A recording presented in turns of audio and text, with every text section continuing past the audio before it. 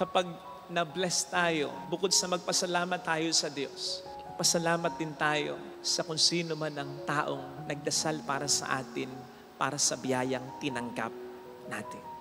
Hindi asawa para sa matagal nang walang asawa, anak para sa matagal nang walang anak, magkapasa sa exam para sa mag-exam, makatagpo na ang kanyang zawan para sa 40 na pero wala pang boyfriend or girlfriend, magbumang negosyo para sa nagsimula ng negosyo. Hindi ganun eh. Isa po sa mga nakatutuwang malaman ay kung ano ang ipinagdarasal para sa atin ng mga taong ipinagdarasal tayo. Kasi yung kung ano ang pinagdarasal nila para sa atin, yun ang sa paniniwala nila ang kailangan natin. Kaya halimbawa, kapag tinanong mo ang isang tao, anong pinagdarasal mo para sa akin? At sinabi niya, pinagdarasal ko, matagpuan mo na ang dawan mo. Magkaasawa ka na, pinagdarasal ko ang magkaanak na kayo ng asawa mo. Pinagdarasal ko na tumino na yung asawa mo. Pinagdarasal ko na pumasa ka sa exam. Pinagdarasal ko na gumaling ka. Pinagdarasal ko na maging maayos ang kalusugan mo, ang negosyo, etc. Nakatutuwa ito sapagkat ibig sabihin nito, may mga taong concern sa atin. Hindi lamang sa ipinagdarasal nila tayo, kundi aware sila sa kung ano ang ipagdarasal nila para sa atin. Yung alam nilang kailangan natin. At dapat ay ito'y pagpasalamat natin. Minsan nga ay may nagsabi na kapag na-bless tayo, bukod sa magpasalamat tayo sa Diyos, pasalamat din tayo sa kung sino man ang taong nagdasal para sa atin, para sa biyayang tinanggap natin.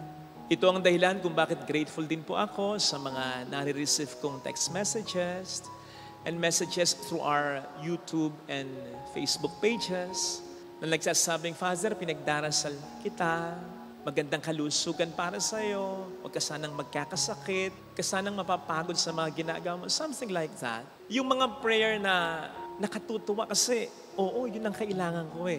At nakatutuwa dahil aware ang ibang tao dito. At yun ang ipinagdarasal nila para sa iyo. Kaya salamat po ng marami sa inyo.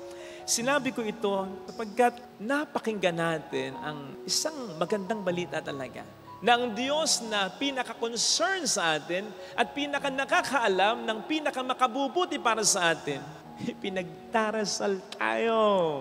Nakaka-curious nga lang kung bakit hindi asawa para sa matagal nang walang asawa, anak para sa matagal nang walang anak, magkapasa sa exam para sa mag-exam, makatagpo na ang kanyang zawan para sa 40 na pero wala pang boyfriend or girlfriend, magbumang negosyo para sa nagsimula ng negosyo. Hindi ganun eh. Ang ipinagdarasal niya para sa atin, siya na pinaka-concern sa atin at siya na pinaka-nakakaalam ng pinaka-makabubuti para sa atin. Unity, pagkakaisa. So bakit ito? Hindi ba ang mas kailangan natin ay yung mga example ng panalangin nabanggit natin? Lusugan, magandang negosyo, magandang karir, mahabang buhay, pagtino ng mahal sa buhay. Hindi ba't ito yung matagal at madalas na laman ng panalangin natin sapagkat alam natin ito ang pinakakailangan natin? So bakit hindi ito? Or something na tulad nito ang ipagdasal ng Panginoon para sa atin? Mga kapatid, tandaan natin, iba ang nagagawa ng pagkakaisa sa buhay natin. Una, let's face it, hindi lahat ng panalangin natin talagang makukuha natin. Maraming mga dahilan at hindi natin kayang unawain agad ang mga dahilan na yan. Aside from this, marami pa rin tayong mga problemang maranasan. Ibigay man ng Panginoon ang ating mga kahilingan. Pumasa ka man sa exam, magkaasawa ka man, magbuman ng negosyo mo, merong mga problema pa rin darating. Hindi mo mawala yan. Bahagi yan ng ating pagiging tao at ng ating pagsunod kay Kristo. So wag natin expect na lahat ng gusto natin, lahat ng ipinagdarasal natin ay mapapasa atin. But again, hindi man lahat ng panalangin natin o gusto natin ay matupad sa buhay natin, iba ang nagagawa ng pagkakaisa sa buhay natin. Upang matanggap at mapagtagumpayan natin, hindi lang ang mga unanswered prayers natin, kundi pati na rin ang mga problemang darating sa buhay natin. Meron akong mga best friends, hindi ko alam kung nanonood sila. Matagalan namin ipinagdarasal na magkaanak silang mag-asawa. Alam ko na dumarating yung beses na nainip na sila. Nag-text nga minsan sa akin yung lalaki, Father, di naman sa ako'y nagtatampo sa Diyos pero nagkakaedad na kami ng asawa ko. Aasa pa ba ako? So nandun yung sadness, o minsan-minsan, kasi ang tagal na nilang naglilingkod sa Diyos. Hanggang ngayon, naglilingkod sila sa atin, yung lalaki at silang dalawa. Sila ang tumitingin sa mga pinapagawa natin. Walang bayad. Binabayaran lang natin yung mga tao nila, pero yung fee para sa kanila, hindi nila kinukuha. Ang tagal na nilang ginagawa ito. Simula pa kay Father Suarez. Maraming mga projects si Father Suarez na kasama sila. Gratis lang. Hindi sila nagpapabayad. Pero hanggang ngayon wala silang anak. Yun yung tanging hinihiling nila. Hanggang ngayon wala talaga. Pero nakikita mo, masaya sila. Bakit? Faithful at nagmamahalan yung mag-asawa sa isa't isa. Hindi sila dalawa, sila ay isa. Kaya kahit hindi ka pa pumasa sa exam, kahit na hindi pa maging maayos kaagad ang iyong buhay, kahit na may problemang dumating, iba naman talaga yung mayroong taong magsasabi at magpaparamdam sa'yo, nandito ako para sa'yo. Nung nakaraang linggo, Mother's Day, nabanggit ko, nang kinatatakot ng isang ina ay hindi naman mamatay, hindi naman kamatayan, kundi yung mamatay siya nang alam niyang wala pang magmamahal ng ganap sa anak niya, katulad ng pagmamahal niya. Kaya malaking bagay na bago siya mawala, makita niya na mayroong magmamahal talaga sa anak niya. Katulad ng pagmamahal niya o higit pa. Siyempre, ang pinatutungkulan natin dito, asawa o kaya at least kaibigan, di ba? Kaya nga, para sa akin, malaking bagay para sa isang ina. Lalo pat para sa isang ina, ng anak ay higit sa isa. Na sa una pa lang, ramdam na niya at kita na niyang nagmamahalan ang mga anak niya. Upang bago niya asahan ang iba, na hindi naman kadugo ng mga anak niya, asawa, kaibigan, hindi naman yan kadugo ng mga anak niya. Upang bago niya asahan ng iba at umanap sa iba, sino kaya ang magmamahal ng ganap sa anak niya? Kapag nakikita niyang nagmamahalan ang mga anak niya, ang mga magkakapatid ng mga anak niya, nandun ang kasiguraduhan niya na anuman ang mangyari, sino man ang maging asawa, sino man ang maging kaibigan ng isa sa mga anak kong ito, nakasisigurado ako dahil nagmamahalan sila. Hindi sila mag-iiwanan anuman ang mga problemang maranasan. Kaya sa palagay ko lang, ang isa sa pinaka-consistent na dasal ng ina para sa anak, hindi lang yung maging maganda ang buhay ng anak niya, hindi lang yung makapagtapos yung anak niya, hindi lang yung maging malusog, ma-adjust sa kapahamakan ng anak niya, hindi lang yun. Ang pinaka-consistent at pinakauna sa lahat ng mga panalangin yan, magmahalan sana ang mga anak niya. Kapag nagmamahalan kasi ang mga anak niya, nakasisigurado siya na walang maiiwan, na walang mali-left behind, at walang mapapabayaan sa mga anak niyang maiiwan. Ito rin marahil ang dahilan kung bakit ang ating Panginoon na minsan ay tinawag ang kanyang mga alagad na mga anak.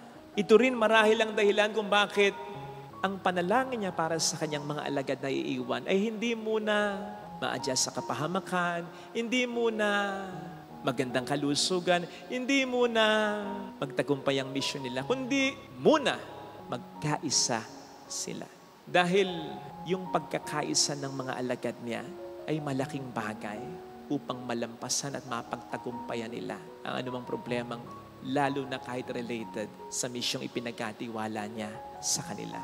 Iba ang nagagawa ng pagkakaisa. Alam na natin yung analogy o yung paglalarawan na ang isang pirasong tingting, madaling mabali, madaling putulin. Pero pag pinagsama-sama ang maraming isang bungkos na tingting, hindi mo na yan masisira o mapuputol basta-basta kasi magkakasama na, matibay na eh. And if I may add an analogy, isa pang paglalarawan hinggil sa halaga ng pagkakaisa at pagmamahalan. Parang isang shock absorber. Can be a spring para sa sakyan o kaya a thick foam. Basta shock absorber. Ano bang ginagawa ng isang shock absorber? Hindi niya pinalalala yung impact, yung disgrasya o yung pagkasira. May inaabsorb siya upang hindi maging full-blown yung sakit, yung impact, yung sira na madarama. Ganon ang function ng pagkakaisa. Sa pamayanan, lalong-lalo na sa ating mga sariling tahanan, sa ating mga sariling komunidad. Hindi mawawala ang problema, nandyan yan eh. At hindi rin lahat ng panalangin natin matutupad. May darating at darating na hindi natin inaasahan. May darating at darating na problema. Pero kapag may pagkakaisa, hindi magiging full-blown, malelesen yung sakit, yung hirap, at yung sira na mangyayari o madarama. Nakita natin yan halimbawa sa Japan. Nang salantahin sila ng matinding tsunami. O hindi ba? Dahil sa pagkakaisa ng mga Japanese, mula sa pagre-recover ng mga survivors, maging ng mga namatay, hanggang sa paglilinis ng mga kalat, pagdidistribute ng mga relief goods, at pag-alalay sa mga nasalanta hanggang sa makabangon ng talaga. Pagkakaisa ang pinairal nila. And it helped them a lot para makabangon agad.